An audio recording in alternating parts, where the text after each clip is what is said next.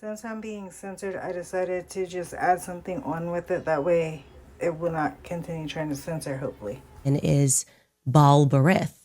That's what your people believe in. You believe that you are contract lords and that people are not allowed to violate contracts or you will ruin them for years. You fire someone and you effectively stalk and harass them for years after. I'm here to let you know that I'm done with it. I am done with it. This one is so fully off of the mother effing plantation. Truly, Ben Shapiro, fuck you and the midget horse that you rode in on. And I say that on behalf of the world. I know you're going to get applauded by Konstantin Kisin and Andrew Christ is King Clavin and all of the people, the men who have to keep applauding what you do like you're a 4-year-old to make you feel good. But the rest of the world can't stand you. You're obnoxious. You have absolutely no values. Sue her for every infraction, every word that I don't like, and every time my feelings are hurt. Because what you really believe in is Baal Berith. That's what your people believe in. You believe, and to people that are at home, I implore you to wake up to these people who believe that they are contract lords.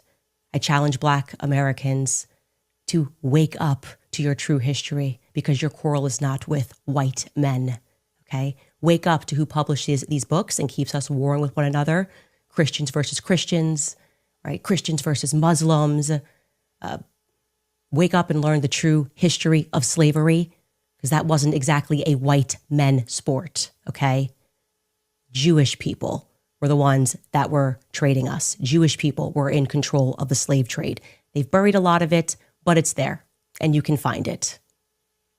I think all of us need to wake up to this because it's making me absolutely sick that he is so bold that he dare sit near Charlie Kirk's chair, that he dare grace that stage when Charlie Kirk knew exactly what Ben Shapiro was. And to people that are at home, I implore you to wake up to these people who believe that they are contract lords. I challenge Black Americans to wake up to your true history because your quarrel is not with white men, okay? Wake up to who publishes these books and keeps us warring with one another, Christians versus Christians. The things that she said here were very true facts. It was very hard, very deep for many to hear, I'm sure. And, take that up with God if you got an issue with it. That's what I'll say. But for the rest of us, time is short. Please wake up. This is the things that we are waiting on. I hope people will take heed. I hope people will take charge. I'm not sure on which side you're on.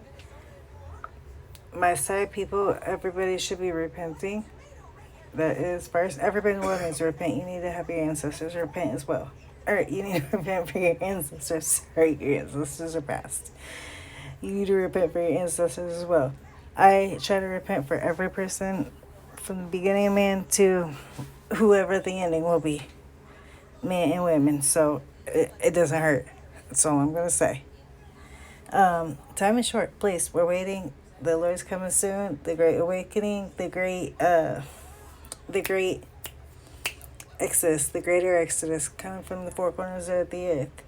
And we're waiting for select people to wake up to put this into play. And the time is short, the time is here, and we are ready. So please, come back to the covenant. Jacob.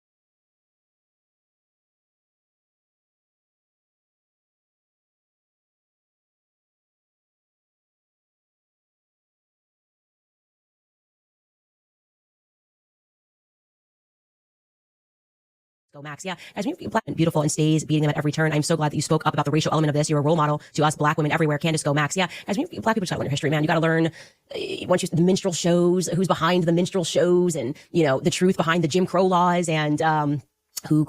Even when you learn about the Klansmen, I mean, the things that happened, and all they had to do was control our textbooks and keep us all fighting each other. And you're out here talking about what the white man has done. Who do you think tried to genocide the white man in Europe? Right? Yeah, take a look at that. I keep telling you, watch that PBS documentary that they came after me hardcore for speaking about. What's the Savage piece?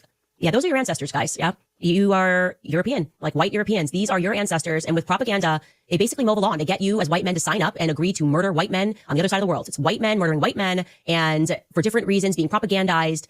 Wake up. Like, we all need to wake up and lock arms against sheer evil. And the military industrial complex is sheer evil. And the psychological games they are playing with people, they're playing on people as sheer evil. What Charlie was going through in the end, because of Jewish donors threatening him, I'm going to take everything, if you even let Tucker speak over speech, is sheer evil. It's despicable. Somebody should apologize for it. Instead, they go, we'll buy our way, and Benny will sit near Charlie's chair, and we'll pretend he was his friend. We can just buy everything. We'll buy your compliance. No, actually, our answer to that is no. Chrissy writes, and that midget horse you wrote in on, LOL, I love you, Candace. And I mean it, like, really, I mean that. And I know I probably am most definitely going to have to confess, but I have taken the high road enough, and I'm sick of the lawfare. Stop showing up to my house because you do things to me. Imagine doing something to someone and then demanding they apologize for it. It's totally crazy. And I was, I extended every courtesy, you guys. I extended every courtesy. My husband really said, let's do the Christian thing.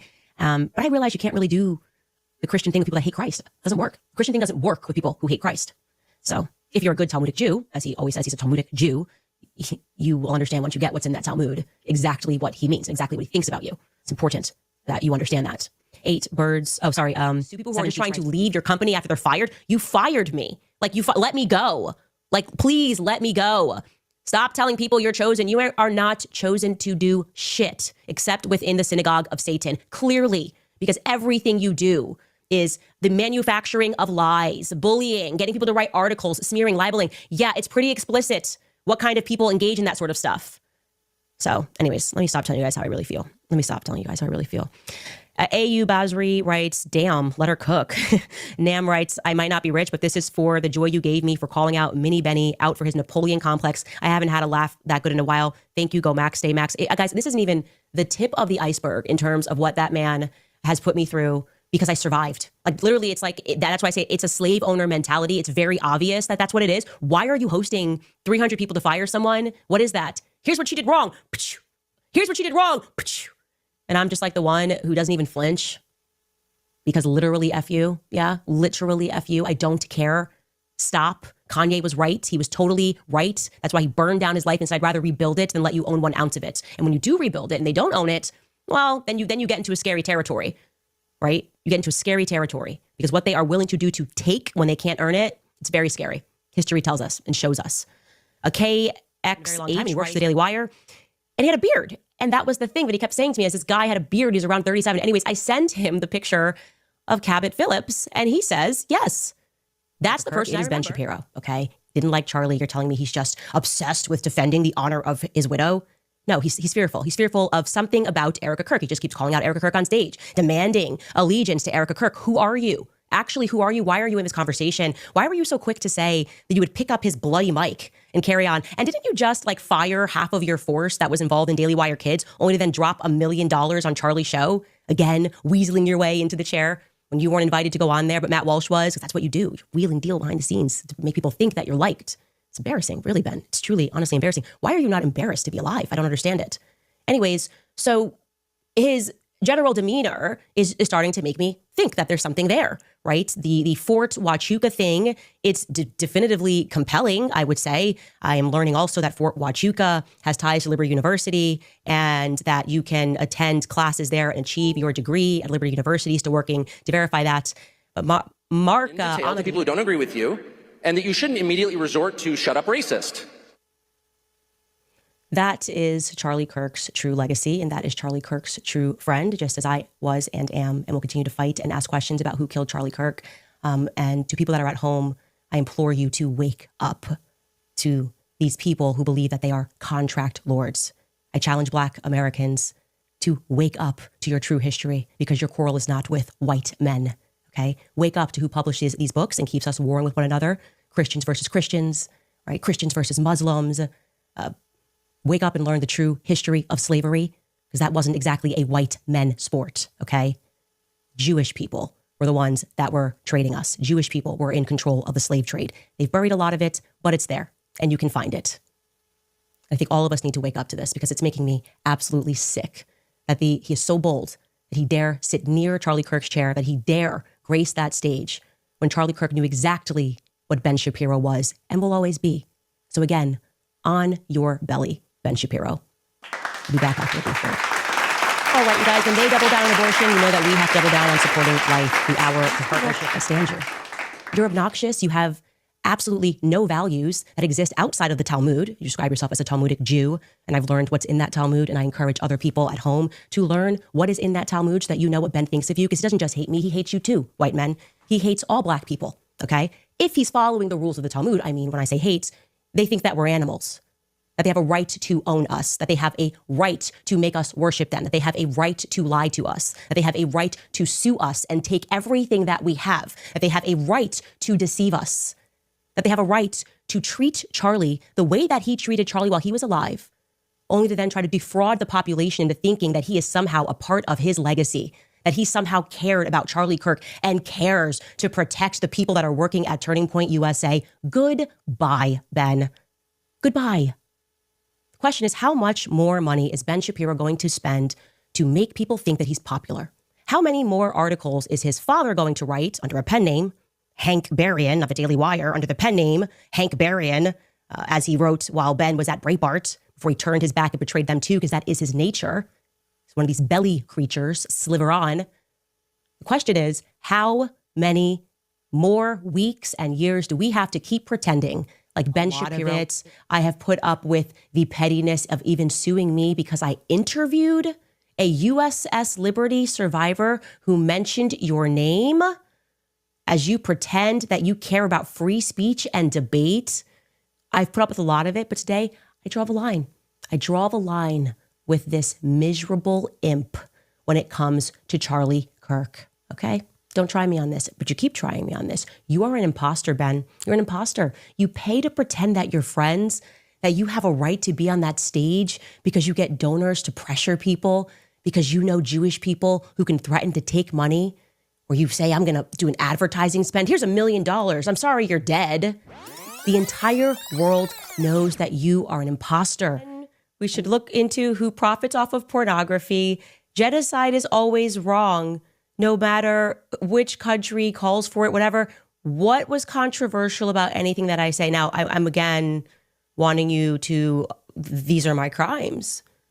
Just imagine 300 people being brought and said, like, she said this, and this is what we know. And then he goes into a diatribe about the real meaning of Christ as King, and he shows videos of Nick Fuentes, which had nothing to do with me. I had never even spoken. I think only one time I had spoken ever to Nick Fuentes, and it was pertaining to Kanye.